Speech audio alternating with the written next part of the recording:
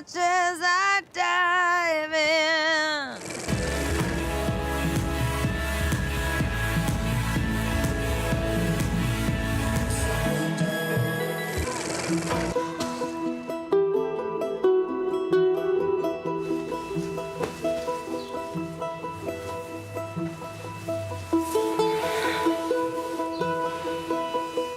Lady Gaga, comme vous l'avez rarement vu, Romain Duris en perd courage et le parcours d'un travailleur immigré. Bienvenue à tous dans ce nouveau numéro 100% cinéma de À l'affiche. Et aujourd'hui, en compagnie du réalisateur Philippe Faucon, bonjour. Bonjour. Et bien sûr de Thomas Borez avec nous comme chaque semaine.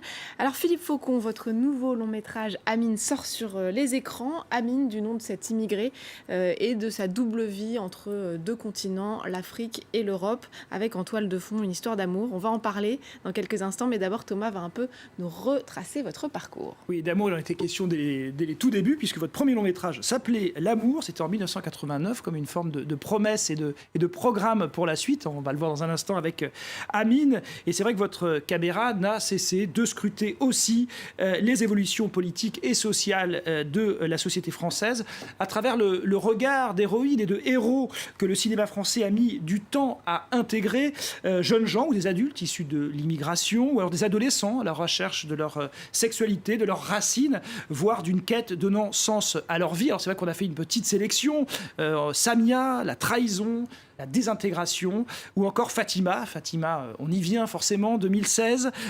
3 Césars et un prix Louis Deluc, une forme de couronnement. Tardif, même si vous n'avez pas besoin de ça pour continuer d'avancer, Philippe Faucon. Et on en vient donc à Amine, présenté cette année au Festival de Cannes. C'est l'histoire d'une rencontre entre un ouvrier sénégalais travaillant en France et Gabrielle, divorcée, elle est campée par Emmanuel DeVos, et elle voudrait encore croire en l'amour. On regarde la bande-annonce, on en parle avec vous juste après.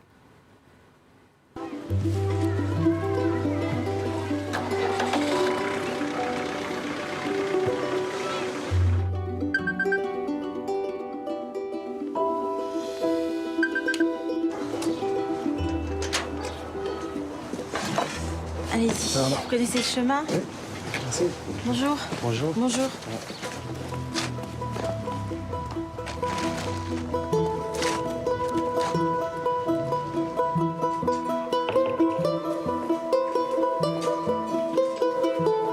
Amine, vous faites une pause?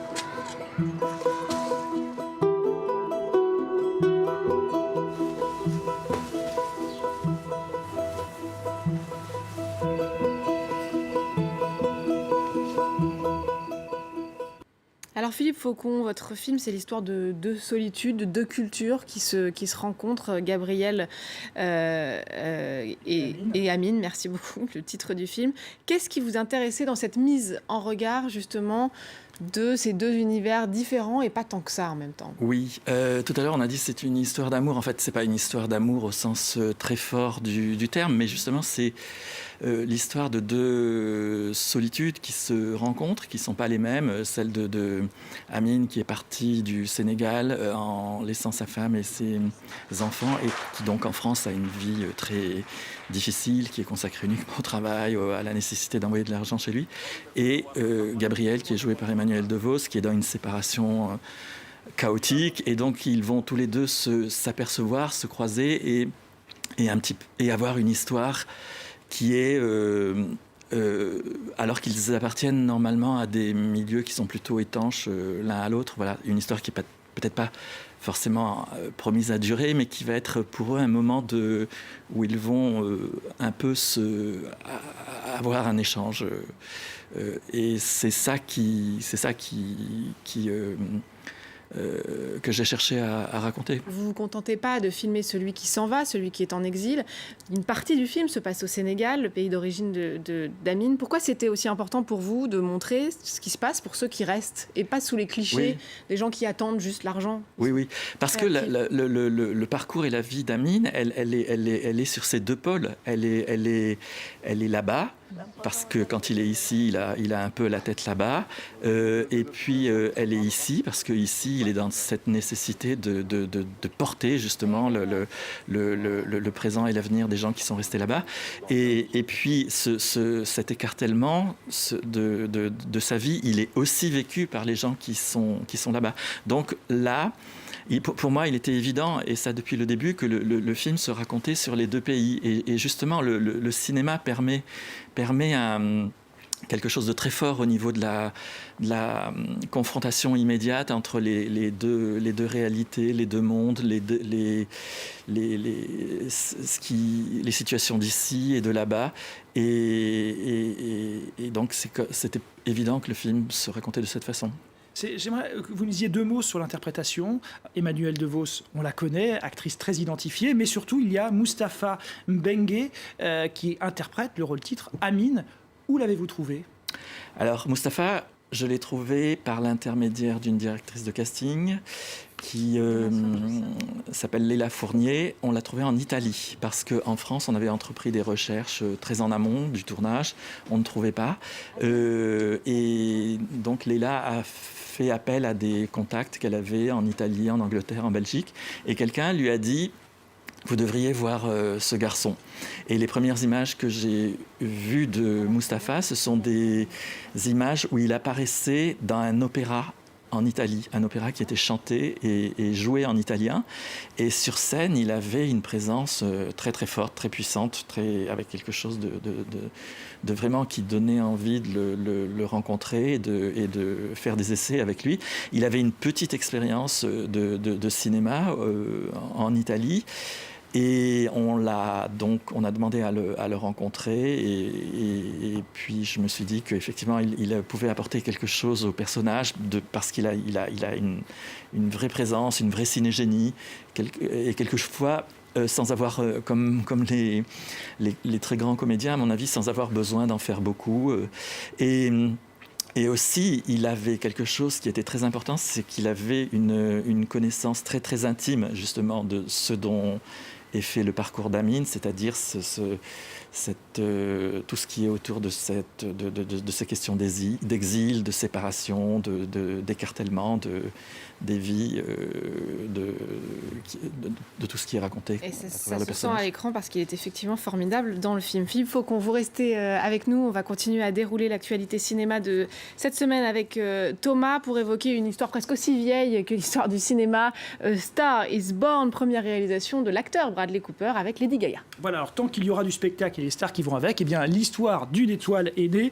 Ce devra être raconté, ou alors comment 2 artistes, l'un au sommet de sa gloire, l'autre en devenir, vont voir leur destin se croiser avant que la course au succès ne fragilise leur rapport. Alors ça a déjà été effectivement adapté au cinéma, cette histoire. Ça a commencé en 1937 avec une version de William Wellman. La plus connue, c'est celle de 1954, signée George Cukor avec Judy Garland et James Mason, qui avaient tous deux pour cadre Hollywood et ses chimères. Alors quant à celle de 76 qu'on voit aussi, c'est celle avec Barbra Streisand et Chris Christopherson.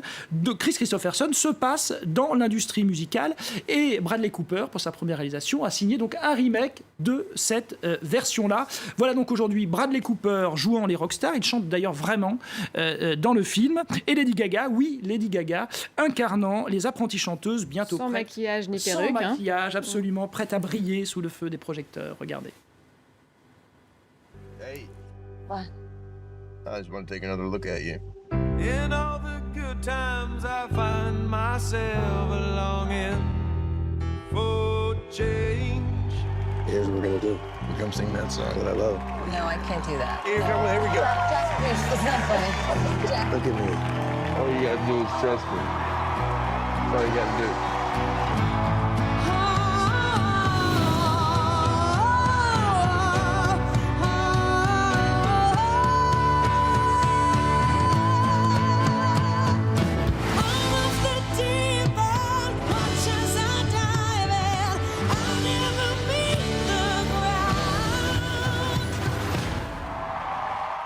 Alors Thomas, verdict, Voilà, réussi. C'est un Bradley Cooper s'improvise cinéaste, mais on s'improvise pas cinéaste. Il faut quand même avoir un point de vue, et c'est ce qui manque sérieusement à cette adaptation. Alors, il chante très bien, c'est peut-être beaucoup pour un seul homme, parce qu'il a appris à chanter et à réaliser. Malheureusement, ça marche pas vraiment, c'est un peu trop mécanique comme mise en scène. C'est dommage, parce que Lady Gaga, sans maquillage, vous l'avez dit, est rayonnante et vraiment très intéressante en tant que comédienne. On a hâte de la revoir dans un rôle à sa mesure, voire sa démesure. Je crois que le film a beaucoup plu aux Américains. On verra pour les Oscars. En tout cas, on va terminer avec Nos batailles de Guillaume Sénez, dans lequel Romain Duris va voir sa vie vaciller du jour au lendemain. Voilà, lui, c'est un syndicaliste qui travaille dans une entreprise. Il est vraiment très impliqué dans la vie de son entreprise.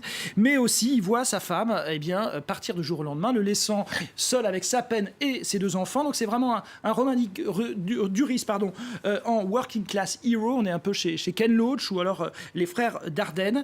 C'est le 2e long métrage du franco-belge Guillaume Sénez, après Keeper, qui était déjà très très bien, et c'est un film qui est fait avec beaucoup d'intelligence, qui évite le mélodrame, qui reste vraiment au plus près des personnages, comme chez vous, Philippe Faucon, c'est l'humain qui prime au-delà même du cadre. Voilà, et Romain Duris est très bon. Il me faisait penser à son rôle dans Deux battre mon cœur s'est arrêté de Jacques Audiard, où il était au sommet de ses talents d'acteur. Donc allez-y, ne serait-ce que pour la prestation de Romain Duris. Merci beaucoup Thomas, à la semaine prochaine, et évidemment merci beaucoup à vous Philippe Faucon d'être venu nous parler de Amine, à voir en salle cette semaine, et merci à vous de nous avoir suivis. N'oubliez pas de nous retrouver sur france24.com ainsi que sur tous nos réseaux sociaux. On se quitte sur des images de Romain Duris dans Nos batailles, le film de Guillaume Sénez. Je vous laisse découvrir et vous dis à très vite.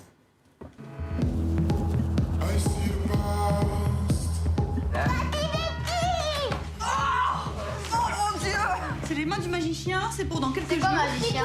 Et ça, c'est des graines de trèfle à 4 feuilles, parce que le trèfle à 4 feuilles, après, tu peux faire des vœux. Quand même, ça peut me faire Mais oui, mais carrément. Ça y est, mon Dieu. Ah, tu m'étonnes qu'elle soit parée.